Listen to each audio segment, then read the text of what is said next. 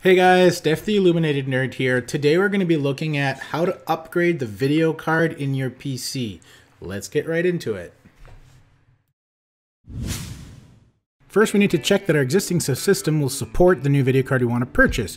You're going to want to check that you have a PCIe x 16 slot. Here's what they look like. Check either your motherboard manual or look in your case to see if you have one. Secondly, you want to make sure that the new card that you're going to buy is physically going to fit in the case that you have. So check the dimensions of the card that you're buying and your case's manual to see if that'll fit. Lastly, you'll want to make sure that you have a power supply in your system that will handle the new video card. If you have at least a 600 watt power supply, you're probably okay, but it's best to check the new video card that you're buying, check the requirements just to be sure. So now we're going to remove the old video card so that we can install the new one. You want to unscrew the one or two screws that are holding the video card to your case and to your motherboard, and after you've removed the two screws, you want to start tugging on the video card gently. If it doesn't come out right away, then there's this little toggle that's kind of holding it in place. So you just want to press down on that toggle like I showed there, and then take your video card out.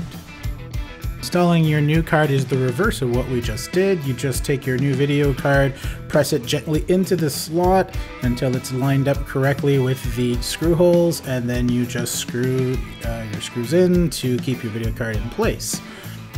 Now, looking at this old GTX 1050 I had previously, there isn't an independent power connector required to power it. So if you're installing like a GTX 1050, then you likely don't need an independent power connector. But the new card that I installed is a GTX 1070, and it does require its own 8-pin connector. So you got to make sure that your power supply will support that if you need one with the video card that you're purchasing.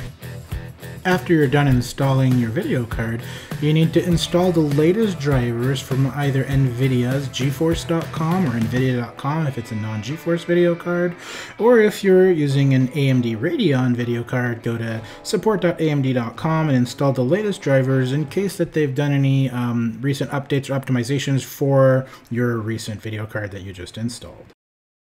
Hey guys, thanks for watching. If you liked the video, please give me a thumbs up and don't forget to subscribe.